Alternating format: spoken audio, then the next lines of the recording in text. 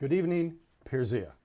Welcome back. It's wonderful to see you again. We have a few questions from our viewers who have watched the show from all corners of the country tonight. I'd like to open up with this. As you clearly live in a different era than either your grandfather or your father, Pir Zia, can you describe how your approach to the teaching differs from theirs, or does it differ?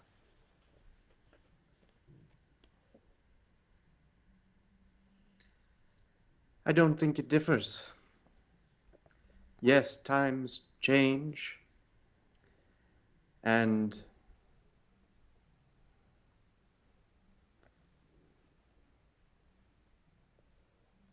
let me say first of all for the invitation. It's a pleasure to speak with you and to all who are listening. Perhaps there is a difference, but if there is, it isn't my focus. I focus on what unites us. I attend to what links us together, and what links not only my work with the work of my father and grandfather, but that tradition which has come down through the generations, down through the centuries. And yes, times have changed over the course of the centuries, and yes, these lineages, these communities have unfurled in different cultural spheres, in different historical eras, speaking different languages, at times in the midst of practitioners of different faiths.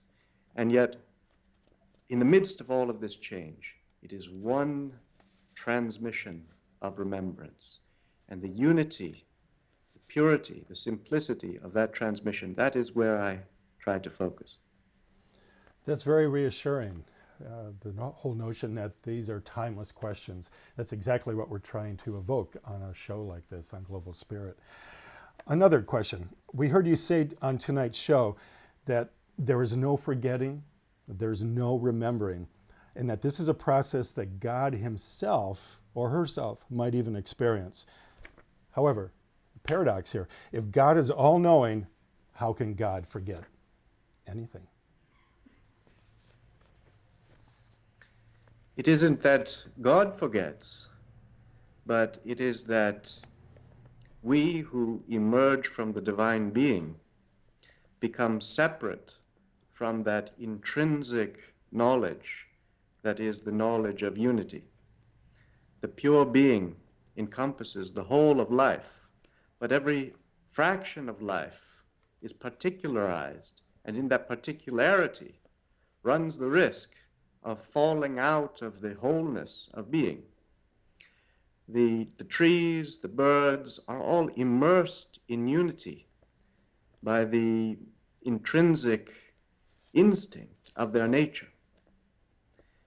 Our nature is such that we have fallen out of that unity, and yet we retain the potential to reclaim that unity consciously by an act of will, by an act of remembrance, whereby in the remembering of it, that unity is celebrated, is uplifted and glorified, and it is for this purpose that the creation exists.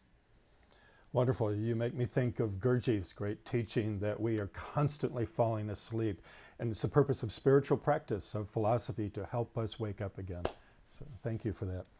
We have a comment here from a man named Leo in Florida.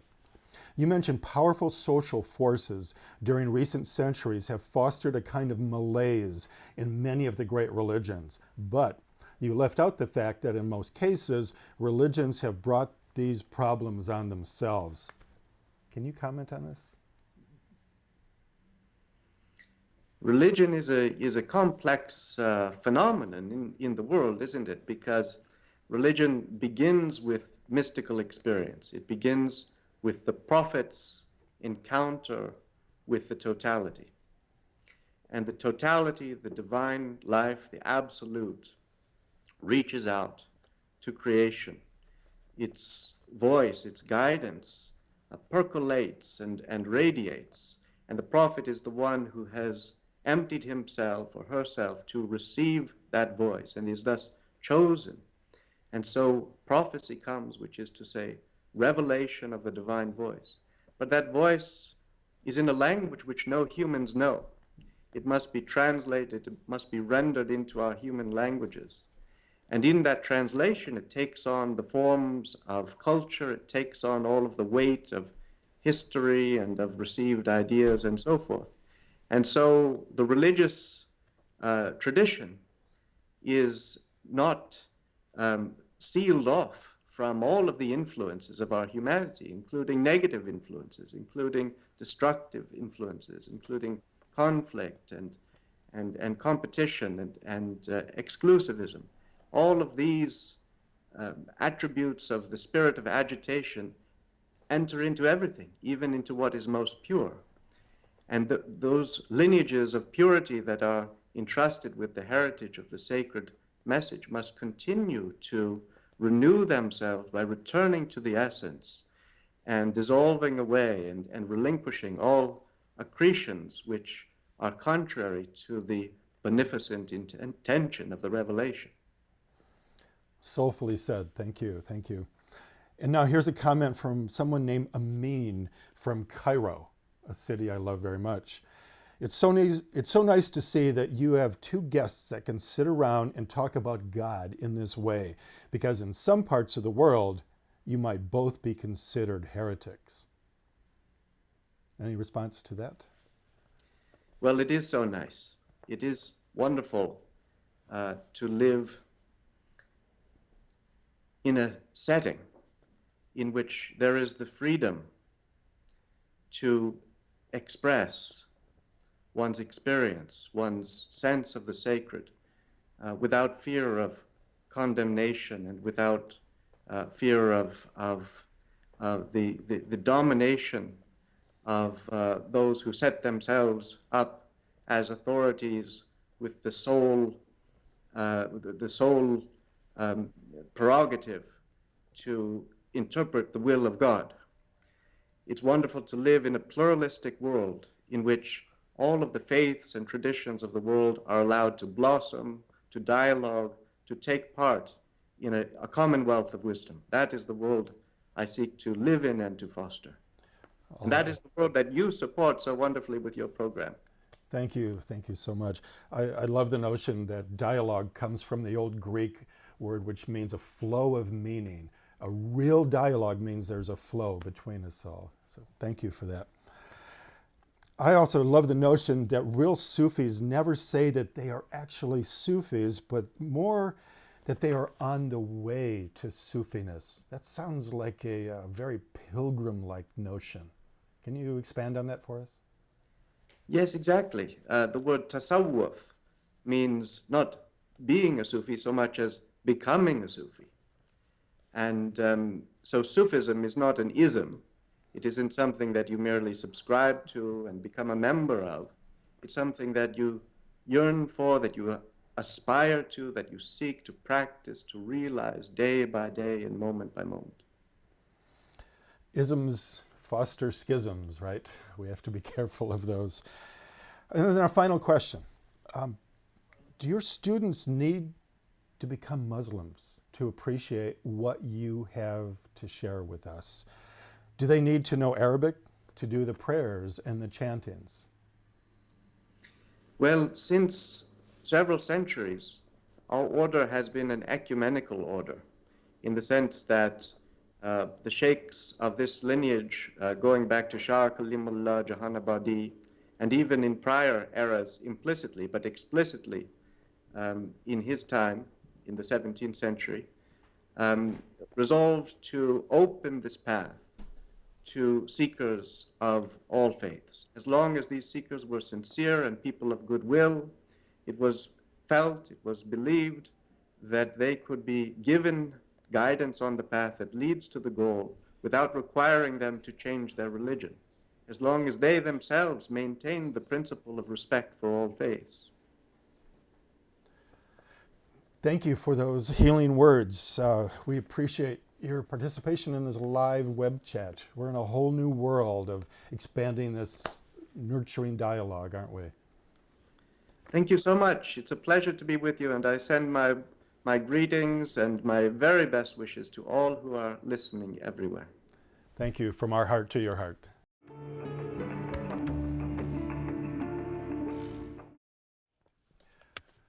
Good evening, Dr. Needleman. Phil Hello. Cousineau here. Hello, old friend. Hello, old friend, too. Thank you for making the time to follow up on our marvelous show tonight, The Search for God. What a wonderful conversation we had. So here's the first question that has come in across the ether for you. Dr. Needleman, what is your notion of ultimate reality? Where did this come from, and how is it different from what we old-timers know as God? Well, I'm not sure what you old timers really know about God, but I'm an old timer also. And uh, one thing I think we have to consider, everything that has been said by you old timers and super old timers who are thousands of years in the past about the power and goodness and might and limitations and difficulties of God are also, and maybe even primarily in a certain sense of the word, reflected within the human soul. Although it's not so easy of access, it is the aim of the real spiritual discipline that the great contemplatives and mystics and esoteric searchers to come in touch with the God above as it is manifested within the complete psyche of a human being.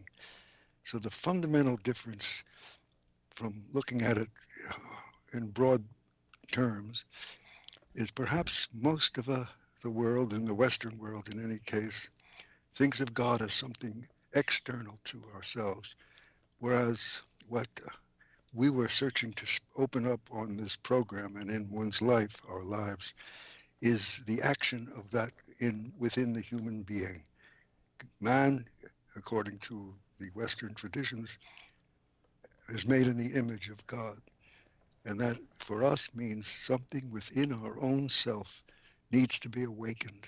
And that can become at least a path toward the experience of the Godhood that is in the universe. It sounds like you agree then with something quite wonderful that Pir Zia said during our show, the Search for God show, that questions may be more important than answers. Now, I know you love Socratic dialogue, so does this resonate with you? That the questions, the questioning mind is more important than ever garnering answers. Well, we'd have to, I agree, it's a thing to open up. It's like a great koan to open up and open up and open up. Questions asked with the whole heart are better than answers with just the mind alone. But answers that come from the mind alone fulfill the questions that are asked from the whole heart. So at that time, at that moment, when the question and the answer fuse, there's no sense in saying one is better than the other. They all form part of the human soul in search of what it already has but doesn't know. Beautiful. Here's a question from a woman named Diane. Why are so many people in denial or taught to be ignorant that there is a mother God and a father God? We're guessing that Diane means the gender attribution that we bring to the concept of God. Does that isolate us to reduce the God notion of God to gender?